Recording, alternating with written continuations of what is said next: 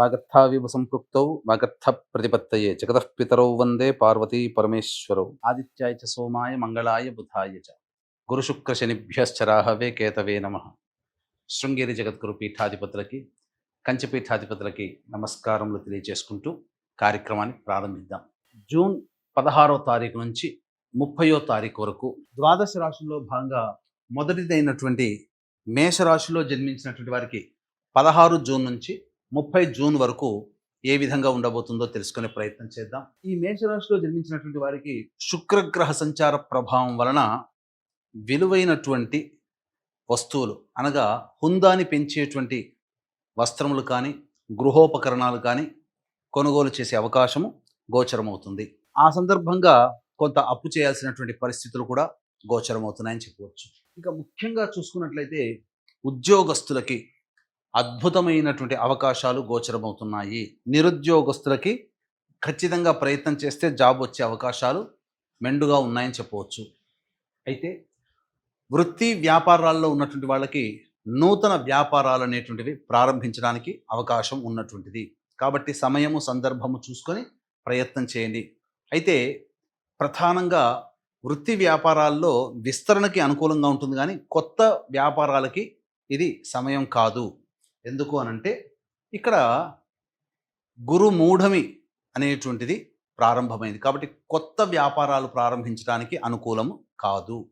అయితే ఉన్నటువంటి వృత్తి వ్యాపారాల్లో అభివృద్ధిని ఎంతైనా చేసుకోవచ్చు. అభివృద్ధి మాత్రం ఖచ్చితంగా గోచరమవుతుంది. అలాగే ఈ సంబంధించినటువంటి ప్రభుత్వ పరముగా లావాదేవీలు జరిపేటువంటి వ్యాపారస్తులకి ప్రభుత్వ పరంగా రావాల్సినటువంటి రాని బాకీలు కానీ బిల్స్ శాంక్షన్ అవ్వడం కానీ జరుగుతాయి. ప్రభుత్వం నుంచి ఒక లబ్ధిని పొందుతారు.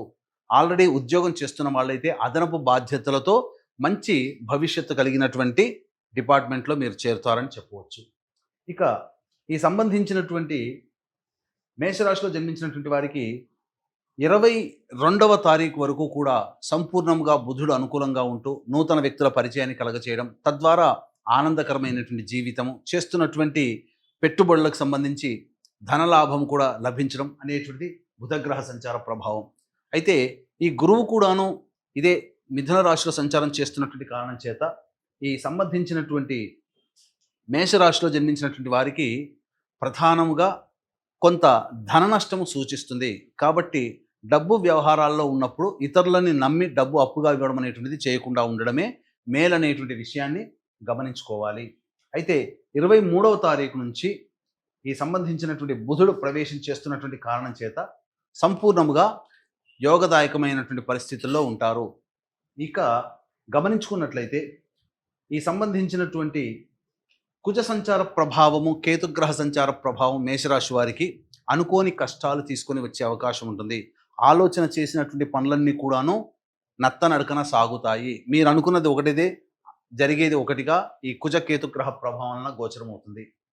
శని ప్రభావము ఆల్రెడీ ఏలిన నాడు శని ప్రభావం అనేటువంటిది ఈ మేషరాశి వారికి ప్రారంభమైంది కాబట్టి పనులలో కాస్త నెమ్మదిస్తాయి. కాబట్టి ఎక్కువగా శ్రమించాల్సినటువంటి పరిస్థితి అని చెప్పవచ్చు.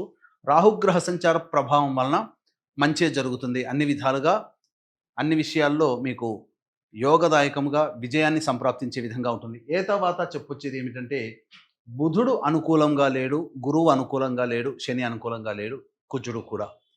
కాబట్టి ఓవరాల్గా మిశ్రమమైనటువంటి ఫలితాలు ఈ మేషరాశిలో జన్మించినటువంటి వారికి ఉంటుంది.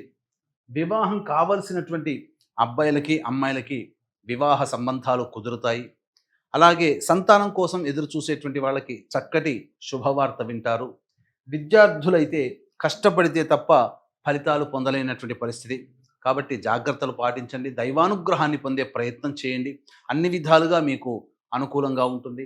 ఇక గమనించుకున్నట్లయితే ఈ యొక్క మేషరాశిలో జన్మించినటువంటి వారికి ప్రధానంగా దైవ అనుగ్రహం అనేటువంటిది తప్పనిసరి. కాబట్టి ఈ 16 నుంచి 30వ తారీఖు వరకు రోజువారీ కార్యక్రమాల్లో ఏ విధంగా ఉండబోతుందో తెలుసుకునే ప్రయత్నం చేద్దాం. వీక్షించేటువంటి ప్రేక్షకులకి కూడా గమనిక, ఈ యొక్క జూన్ 21వ తారీఖు రోజున ఏకాదశి అశ్విని నక్షత్రంతో కూడుకున్నటువంటి పుణ్యతిథి. ఈ రోజున జాతకరీత్యా కలుగు విద్య, వివాహ, ఉద్యోగ, దాంపత్య, అనారోగ్య సమస్యల నివారణ కోసమై మరియు మేష, మిథున, కర్కాటక, సింహ, కన్య, తుల, వృశ్చిక, ధనస్సు, కుంభ, మీన రాశిలో జన్మించినటువంటి వారికి శని దోష పరిహారార్థమై సర్వదోష నివారణ పూజలు, హోమాలు జరిపించి శక్తిపాతము చేయబడినటువంటి శంకరుంగలి మాలని మీకు ఇవ్వడం జరుగుతుంది. ఈ మాలని ధరించడం ద్వారా పాజిటివ్ ఎనర్జీ వస్తుంది, ప్రశాంతత కలుగుతుంది, సమస్యలు తీరుతాయి.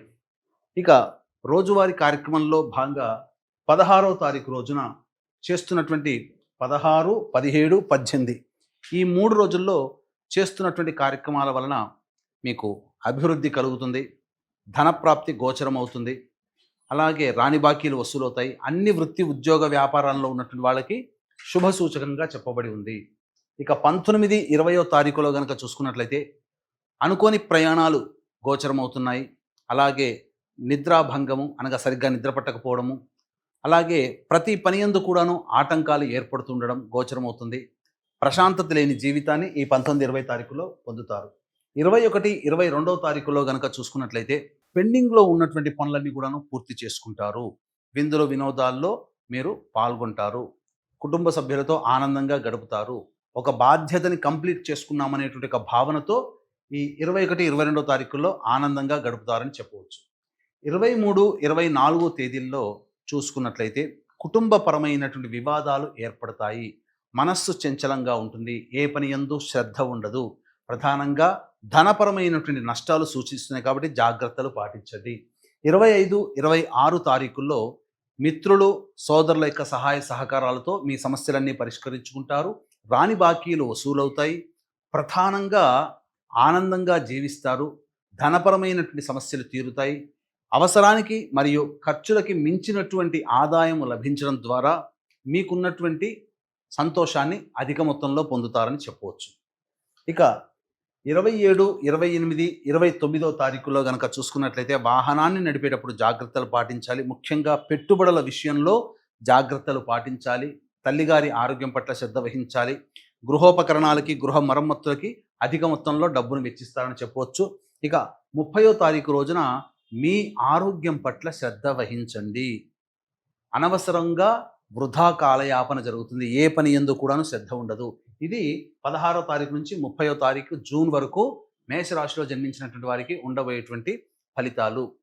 ఇక ఈ మేషరాశిలో జన్మించినటువంటి వారికి సమస్యలు అనేటువంటివి ఉన్నప్పుడు ఈ సమస్యల పరిష్కారం కోసం సుబ్రహ్మణ్య భుజంగ స్తోత్ర పారాయణం, సూర్యారాధన ప్రతిరోజు చేసినట్లయితే చాలా మటుకు సమస్యలు తగ్గుముఖం పడతాయని చెప్పవచ్చు.